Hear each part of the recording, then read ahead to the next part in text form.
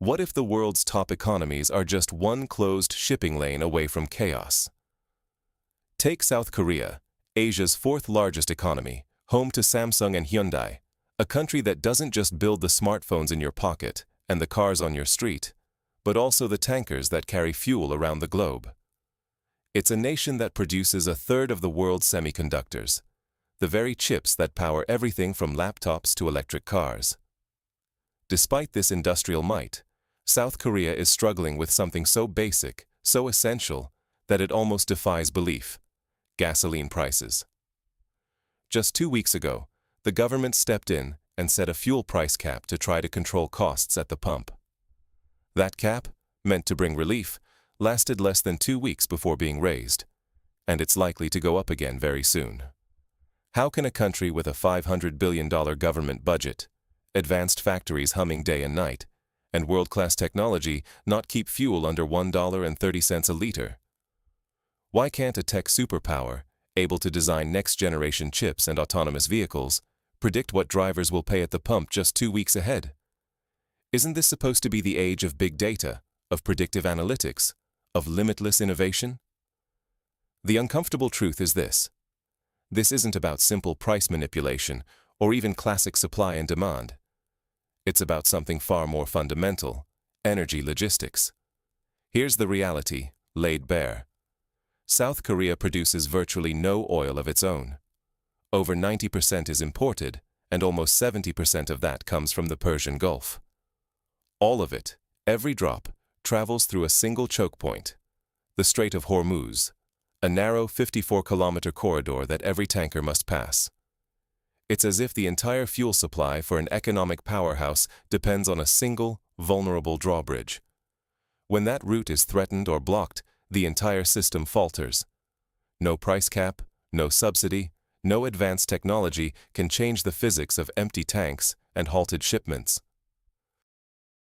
And this isn't just a Korean problem, not by a long shot. When supply routes fail, costs spike, jobs are lost, and economies stagger, everywhere. The ripple effects reach your wallet, your job, and your nation's security, even if you live thousands of kilometers away. How did we end up here, trading one vulnerability for another? What blind spots or miscalculations led the world's most advanced economies to such a precarious place? To understand, let's zoom out and see what's really driving these crises. A massive economy, paralyzed by a 54-kilometer strait. How did it come to this? For South Korea, this isn't a hypothetical, a thought experiment, or a doomsday scenario. It's the very real, ongoing story of how a nation's fuel supply and daily life can be held hostage by forces far beyond its borders, beyond its control, and sometimes even beyond its imagination. Let's rewind the clock to March 13, 2006. Crude oil markets are in turmoil, and the South Korean government feels compelled to intervene, imposing a nationwide fuel price cap. Gasoline at 1,724 won per liter, about $1.17. Diesel at 1,713. The plan is straightforward: shield families and businesses from soaring prices until things stabilize. A temporary stopgap for policymakers, a lifeline for the public.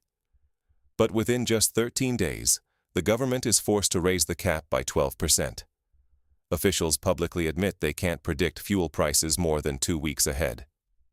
Every fortnight, the cap is reviewed, and in practice, usually raised.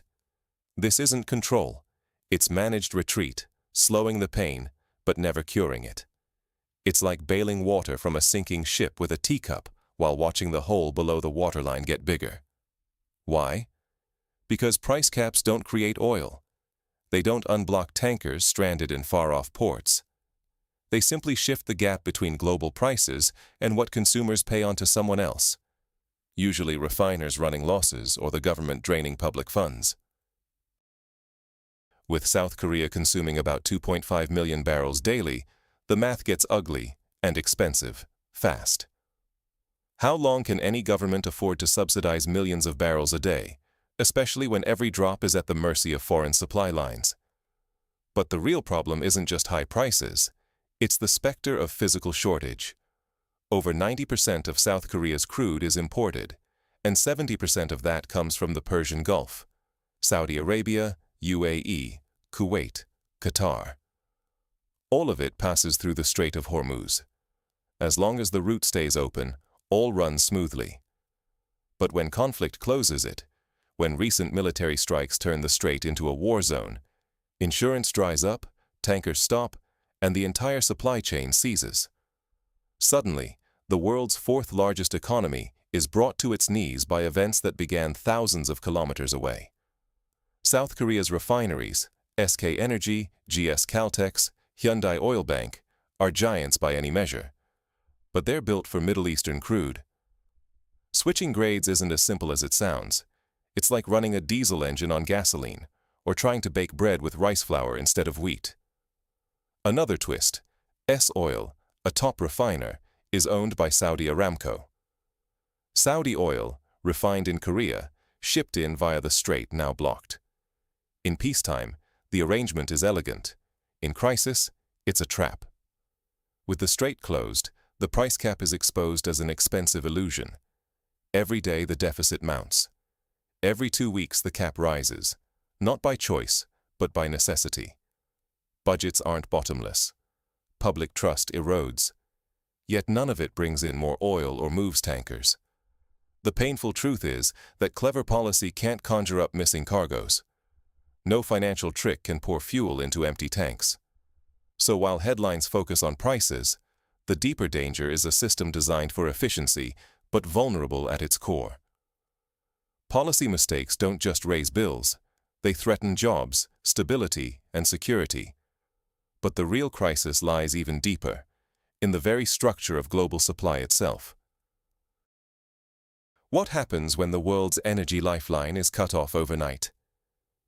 Imagine the Strait of Hormuz, just 54 kilometers wide, suddenly shut. No ships, no tankers, no oil or gas from the Persian Gulf to the world. In that instant, nearly a third of global LNG exports and over a fifth of the world's oil are trapped. The effect isn't gradual, it's instant, like someone slamming shut the world's economic valve without warning. For South Korea, this nightmare scenario has already come perilously close to reality. Its refineries are engineered for Middle Eastern crude. About 70% of oil imports cross Hormuz. When crisis flares, like US-Israeli strikes on Iran and Iran's swift retaliation, shipping insurance vanishes overnight. Tankers stop. Within days, the flow ends.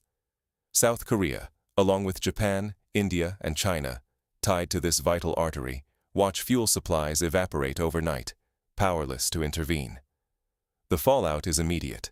South Korea scrambles, revising price caps twice in a single month. Gasoline hits record highs, factories stall, consumers pay 2,001 per liter. Japan faces the same. Gasoline surges, industry sputters, government hunts for alternatives. India's supplies are threatened. China, the biggest Middle East oil buyer, is hit as well. When Hormuz closes, Asia's energy-dependent economies don't just wobble, they teeter on the edge. The shock spreads. Europe, thinking it was safe by trading Russian pipelines for imported LNG, finds its new lifeline just as fragile. LNG now arrives by ship, ships that must pass through choke points like Hormuz or the Suez Canal. Europe's decision to abandon Russian gas, once hailed as tough but principled, suddenly becomes agonizing. The continent scrambles to fill storage, knowing one blocked sea lane could halt factories and homes, freeze cities, and plunge millions into darkness. Price caps can't create oil or guarantee safe passage. They just shift the pain. Companies lose, budgets strain, but the shortage persists. When logistics fail, financial tricks can't save you. This isn't just about abstract numbers or balance sheets. Industrial output slows or halts. Governments face tough choices as budgets balloon. Ordinary people, drivers, small business owners, factory workers, are hit by bills that double or triple, and uncertainty that shakes daily life to its core. Ironically, those hit hardest often have little or no say in the crise's causes. South Korea, a firm U.S. ally, pays for choices made oceans away. Japan, hosting major U.S. bases, is caught in the storm. Europe, loyal to transatlantic ties, faces shortages and soaring costs. Meanwhile, the U.S., the world's top oil producer, is insulated, with most supplies homegrown. U.S. gas prices might rise, but not catastrophically. The U.S. can afford conflict in the Gulf because it doesn't depend on it. Those who make decisions rarely pay. Those distant from the decisions suffer most. Here's the deeper twist. In rushing to sidestep Russian oil and gas, the West didn't just lose a supplier. It built an energy system balanced on the fragile Strait of Hormuz.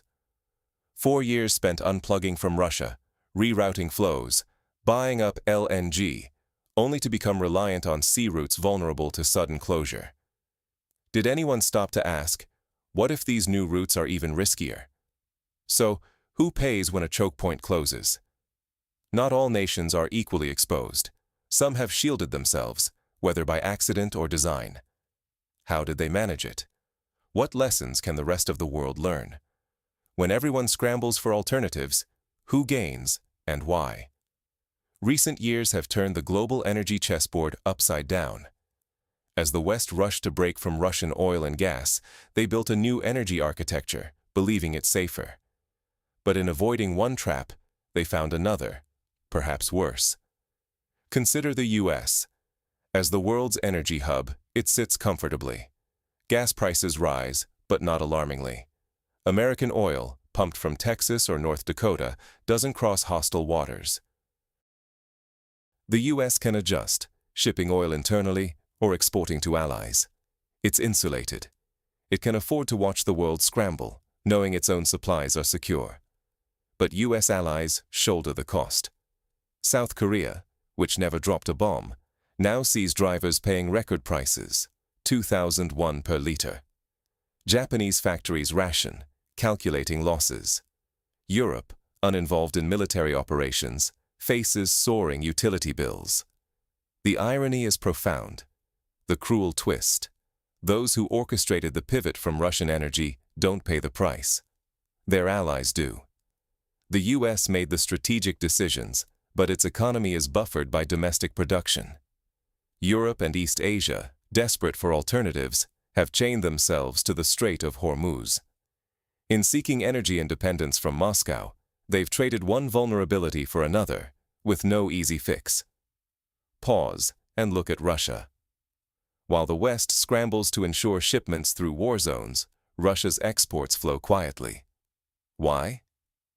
Decades ago, Russia invested in overland pipelines, direct routes to China, Turkey, Belarus, and Arctic sea lanes, bypassing Middle East flashpoints. No reliance on Hormuz, no tankers at risk, no costly insurance, no naval escorts. Just pipelines and ports, operating regardless of distant conflicts. Who would have guessed that the most sanctioned nation would enjoy the most stable supply routes? This was foresight and investment, year after year, building a logistics network immune to disruptions now paralyzing the West. While billions went into LNG terminals and new shipping contracts, all those alternatives funneled back to a narrow corridor, 54 kilometers wide. One crisis, and everything stops. 4 years of sanctions, 4 years of logistics rewiring. All it took was a single bottleneck to halt the system. Meanwhile, Russia, with oil at $100 a barrel, can choose its customers. The West, which spent years building a diversified energy future, finds its system as fragile as ever. They didn't just lose a supplier, they built an energy system dependent on a single choke point. When it closes, it's catastrophic. The lesson? In energy, power isn't just in price or production, but in controlling the routes. Geopolitical strength, economic stability, even family budgets hang on logistics decisions made years ago. Pick the wrong strategy, and you lose not just money, but leverage and security. And this isn't just about governments or oil giants. It's about every nation and every household feeling the ripple effects of choices they never made. So what can we learn, and what's next? Is relying on price controls better than investing in infrastructure that can't be shut down? That's the core of today's energy crisis. While policymakers focus on price caps and new suppliers, the real game changer isn't who sells energy or at what price. It's who controls the routes bringing it to homes, businesses, and countries. Let's break it down with South Korea. Every 2 weeks, the government resets a fuel price cap to keep gasoline affordable. Why? Because they can't predict the next 14 days. The reason? Nearly all of Korea's imported fuel travels through a single risky choke point, the Strait of Hormuz. Any trouble, and prices spike. No local pipeline, no alternative, just government intervention. South Korea isn't alone. Europe crams gas into storage, hoping it lasts the winter. Japan bounces between suppliers, patching a leaky system. What do they share? They've built energy security around sea lanes, lanes that can be blocked or closed by events far away. Compare that to Russia's clear strategy. For decades, Russia invested billions in overland pipelines, east to China, west through Turkey and Belarus, south via the Caspian. Their exports don't rely on one vulnerable waterway. No tankers at risk, no expensive insurance, no warship escorts. Russian oil and gas flow daily, regardless of crises elsewhere. That's not luck. It's the result of decades of building robust infrastructure. It pays off. After 4 years of sanctions, major outlets, even Bloomberg, now call Russia a stable supplier.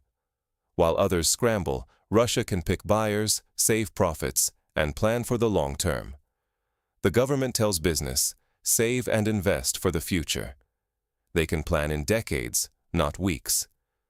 Meanwhile, in Seoul, officials adjust the price ceiling nearly every pay cycle because the system is fragile. Price controls and subsidies are bandages on a deep wound. They don't stop the bleeding. They just delay it. It's a cycle of panic and patchwork, and every country tied to a single supply line is stuck in the same loop. The hard truth: true energy security isn't about new suppliers or price deals. It's about routes, pipelines versus tankers, land versus sea. Pipelines are resilient. Tankers are exposed. If your supply relies on one choke point, you're not in control. You're at the mercy of pirates, politics, and distant conflicts. So what's the lesson? First, resilience means redundancy. No country, company, or household should depend on a single route for energy. Second, diversification means more ways to deliver, not just more sellers. Third, logistics matter more than optics. Politicians like quick fixes, but price caps and subsidies only mask deeper fragilities. If nations, businesses, or individuals don't prioritize logistics and infrastructure over short-term fixes, we will repeat these mistakes, paying higher prices, risking jobs, and losing power to those who control the routes. The world's energy future depends not on who drills, but on who owns the highways energy travels. So, what does this mean for your wallet, your nation, and the future? Let's find out. When crisis hits, do you want a band-aid or a lifeline? Let's be honest. Price caps like South Korea's are quick fixes. They might slow the pain, but they don't solve the problem. Each time the government raises the cap, 1,701, then 1,934, and soon higher, it's proof the issue isn't solved, just delayed. And South Korea isn't alone.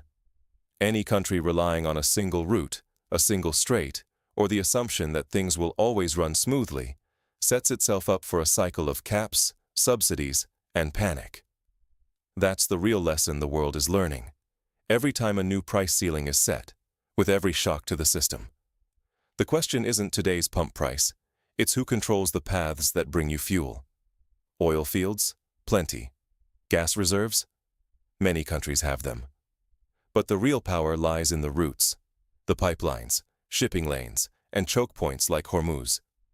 Saudi Arabia can pump all it wants, but if its only exit is a risky strait, that oil is stranded. Qatar can make LNG, but if tankers can't leave, the gas is worthless. Meanwhile, Russia enjoys its advantage: pipelines to many buyers across continents. No need for emergency caps or subsidies. While others scramble, Russia chooses how to invest its surplus. That's not flashy, but it's the type of resilience that wins, day after day. So when you hear about another price cap rising 12%, it may sound minor. But the world energy system is cracking at its foundations. The fallback plans built over 4 years are proving hollow, and the one player left standing strong is the one everyone tried to replace. Ask yourself, what's more reliable, a price cap or a pipeline you control? Who comes out stronger? The country adjusting the ceiling every 2 weeks, or the one that never needed it? The next supply shock could hit harder, and only those who've built real resilience will survive. We'll keep following how the Hormuz crisis is redrawing the energy map. Subscribe so you don't miss the next chapter.